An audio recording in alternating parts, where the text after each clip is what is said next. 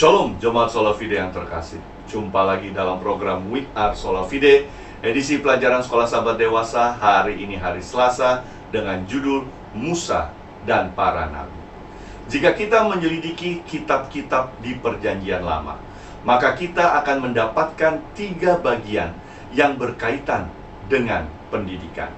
Yang pertama adalah 5 buku Musa, buku Kejadian sampai Ulangan, yang sering disebut Pentateuch, yang identik dengan Taurat.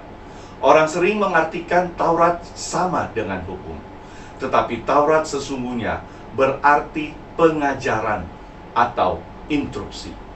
Pelajaran kita mengatakan Taurat termasuk hukum, tentunya satu pengajaran yang jika itu dipraktekkan akan membawa kesuksesan dan keamanan yang berkaitan dengan perjanjian antara Allah dan umatnya. Bagian yang kedua adalah kitab-kitab para nabi yang menggambarkan kehidupan umat Allah di saat mereka menurut atau melawan perintah atau pengajaran Allah dengan segala akibatnya. Sedangkan bagian yang ketiga sering disebut tulisan-tulisan suci yang berisikan contoh para guru dan murid yang sukses atau gagal di dalam pengalaman pendidikan mereka. Contoh yang sukses dapat kita lihat di dalam buku Esther, Rut, Daniel, dan Ayub. Ditambah kitab Mazmur yang walaupun berisi puisi, syair, dan lagu pujian bagi Allah, tetapi setidaknya memiliki 3 pasal yang berkaitan erat dengan pendidikan. Kita buka di dalam Mazmur pasal 37 ayat 3 sampai 5. Percayalah kepada Tuhan dan lakukanlah yang baik. Diamlah di negeri dan berlakulah setia, dan bergembiralah karena Tuhan. Maka Ia akan memberikan kepadamu apa yang diinginkan hatimu.